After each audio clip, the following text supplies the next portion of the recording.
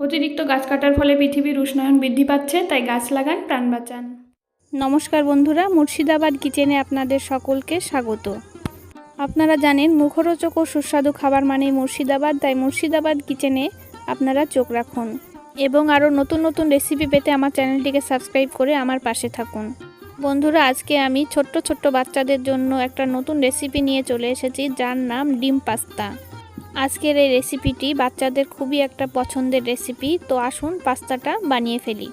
ডিম পাস্তা বানানোর জন্য প্রথমে সমস্ত সবজিগুলো কেটে নিচ্ছে, যেমন সবজির মধ্যে যেমন গাজর কুচি, শসা কুচি, এছাড়াও আপনারা বিম কিংবা বোড়াও নিতে পারেন, আবার ক্যাপসিকামও নিতে পারেন। তো আমি বাড়িতে থাকা সবজি দিয়ে আজকে পাস্তাটা বানিয়ে ফেলবো।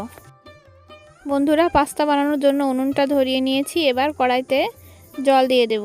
জলটাকে ভালো করে ফুটিয়ে নেব, তারপর পাস্তাগুলো দিয়ে দেব। তো আপনারা দেখতেই পাচ্ছেন জলটা ফুটে গেছে। এবার আমি পাস্তাগুলো দিয়ে দিচ্ছি। আপনারা আপনাদের পরিমাণ মতো পাস্তা নিয়ে নেবেন।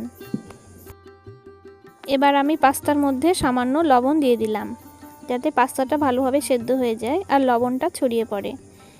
এবার পাস্তাটা যাতে একে অপরের গায়ে লেগে না যায়, তার জন্য একটু সরিষার তেল দিয়ে দিলাম। আপনারা সাদা তেলও দিতে পারেন। লবণ ও হলুদ দেওয়ার পর পাস্তাটা আমি 10 মিনিট মতো ঢাকনা দিয়ে ঢেকে রেখেছি। তো আপনারাও এভাবে ঢাকনা দিয়ে ঢেকে সেদ্ধ করে নিতে পারেন। 10 মিনিট পর দেখে নেব পাস্তাটা সেদ্ধ হয়েছে কিনা। তো পাস্তাটা আমার খুব ভালো করে সেদ্ধ করা হয়ে গেছে। এবার আমি একটা প্লাস্টিক ঝুড়ি নিয়ে নিয়েছি। প্লাস্টিক ঝুড়িতে পাস্তাগুলো নামিয়ে নেব, যাতে পাস্তার মধ্যে জল না থাকে। আপনারাও একটা প্লাস্টিক ঝুড়ি নিয়ে নেবেন এবং তাতে পাস্তাগুলো জল ঝরিয়ে নেবেন। তো বন্ধুরা, পাস্তাটার জল খুব ভালোভাবে ঝরানো হয়ে গেছে। এবার আমি পাস্তা বানানোর জন্য প্রথমে দুটো ডিম নিয়ে নিয়েছি, রসুন কুচি নিয়ে নিয়েছি, গাজর কুচি নিয়ে নিয়েছি, শসা কুচি এবং পেঁয়াজ নিয়ে নিয়েছি। এবার আমি আবারও উনুনটা ধরিয়ে নিয়েছি। উনুনের উপর কড়াই বসিয়ে দিয়েছি। কড়াইতে সরিষার তেল দিয়ে দিলাম। আপনারা চাইলে সাদা তেলও করে নিতে পারেন। তো তেলের ওপর আমি পেঁয়াজ কুচি দিয়ে দিলাম। পেঁয়াজটাকে ভালোভাবে ভেজে নেব। পেঁয়াজটা ভাজার পর আমি রসুন কুচি দিয়ে দিলাম। কুচনো রসুন দেওয়ার পর আমি সামান্য তেলের ওপর হলুদ দিয়ে দিলাম। হলুদ দেওয়ার পর আমি হাফ চামচ মতো লবণ দিয়ে দিলাম।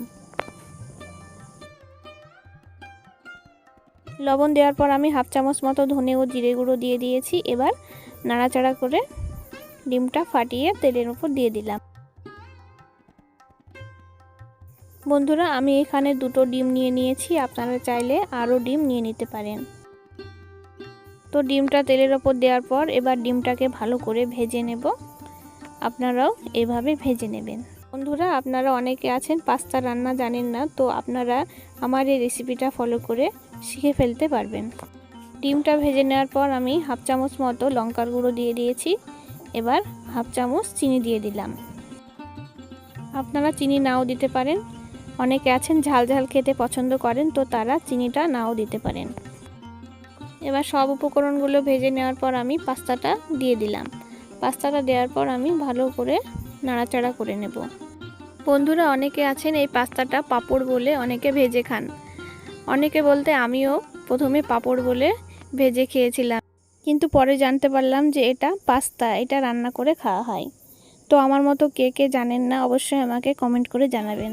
আমি পাস্তার মধ্যে সয়া সস দিয়ে দিয়েছি। এবার টমেটোর সস দিয়ে ভালো করে মিক্স করে নেব। বন্ধুরা, বাচ্চারা যদি এরকম বাড়িতে পাস্তা খেতে বায়না করে, তো আপনারা এইভাবে বানিয়ে বাচ্চাদের খুশি করতে পারেন। তাছাড়াও আপনারা বাচ্চাদের টিফিনেও এটা দিতে পারেন, তাহলে তারা চেটেপুটে খাবে। টমেটো সস দেওয়ার পর আমি ম্যাগি মশলা নিয়ে নিয়েছি। এবার ম্যাগি মশলাটা পাস্তার মধ্যে দিয়ে দিলাম। পাস্তার মধ্যে ম্যাগি মশলা দেওয়ার পর আমি ভাজা জিরে গুঁড়ো দিয়ে দিয়েছি। এবার ভালো করে পাস্তাটাকে মিশিয়ে নেব। পাস্তাটা আমার খুব ভালো করে মেশানো হয়ে গেছে। এবার আমি গোল গোল করে কেটে রাখা পেঁয়াজটা দিয়ে দিলাম।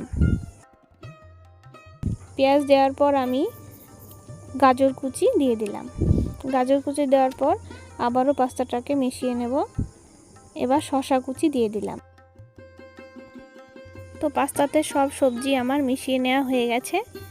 এবার আমি পাস্তাটা একটা পাত্রে নামিয়ে নেব।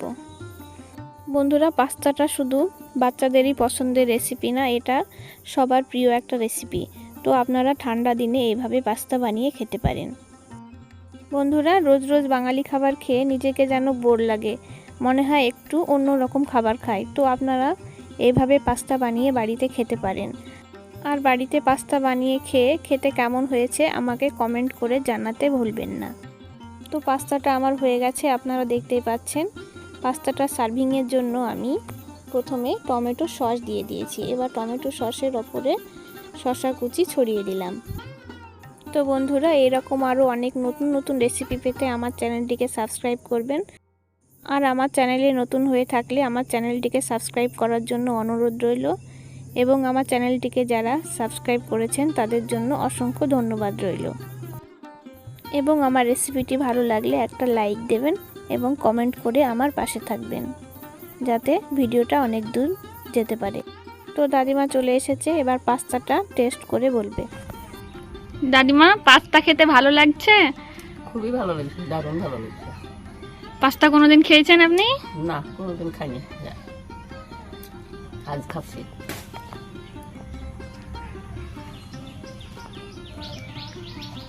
ভালো লাগছে সীমা, সীমা তুই যা করেছিস খুবই ভালো লাগছে। পাস্তা পাস্তা পাস্তা কোনোদিন খাইনি, আজ খানো। আপনাদের সময় খেয়েছেন? না, ইয়া খাইনি, নতুন খাবার। চাইনিজ, এটা চাইনিজ বলে। ভিডিওটি শেষ পর্যন্ত দেখার জন্য অসংখ্য ধন্যবাদ। আজকের মতো এখানে বিদায় নিচ্ছি, দেখা হচ্ছে আগামীকাল। আপনারা ভালো থাকবেন, সুস্থ থাকবেন।